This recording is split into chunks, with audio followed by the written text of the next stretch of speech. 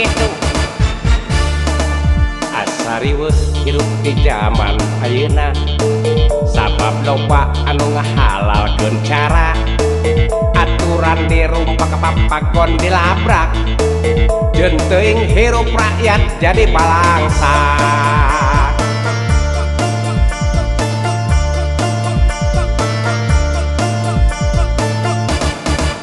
Duh ambisi minang nyeukeun karisi anu penting jabatan jeung posisi nyiar gawe nyobok jutaan keun wae asal bisa disaragam baju sepe.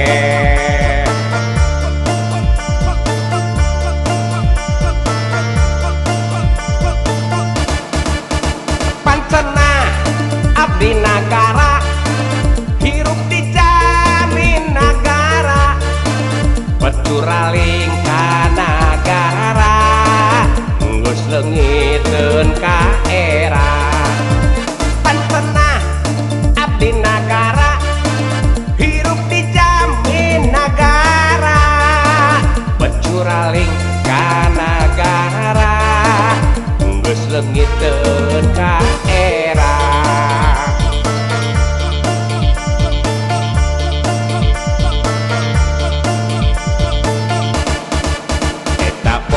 Pamimpin urang ayeuna pohokana niat jeung janji-janjina wayahna loba nu waktuna pangsiun coprok kakawasaan asup panjara.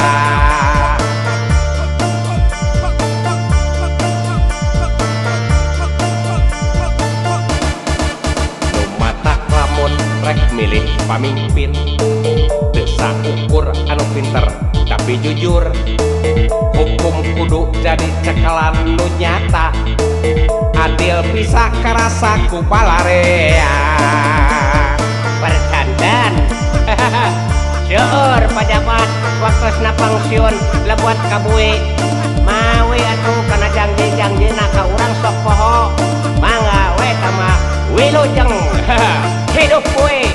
Pancena abdi nagara hirup dijamin nagara becuraling ka nagara geus leungiteun ka era.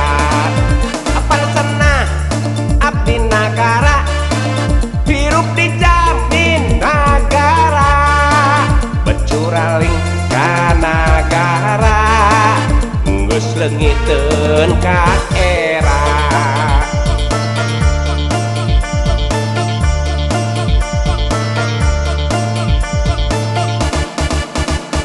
Pongan pamimpin urang ayeuna pohokana niat jeung janji-janjina wayahna loba nu waktuna pangasiun coprok kakawasaan asup panjara.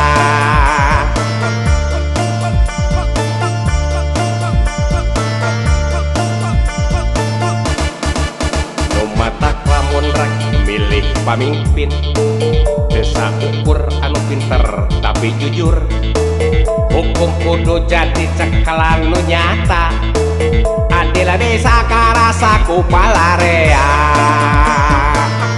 Perhatosan deui piraku kurang teu kapok di bobodonya mawi ti ayeuna kapayun upami bade milih pamimpin ulah rewok ku artos aya nu masihana jampi we tapi milih kumaha hate ya eta lantaran ayeuna mah jadi pamimpin njogok teh lir ibarat jual beli barang jadi manehna nanjung kekeh moal nu ti heula hayang balik deui leres kitu jadi boro-boro ngurus urang lantaran manehna ge baheula modalna gede mawi milarian pamimpin mah anu jujur sederhana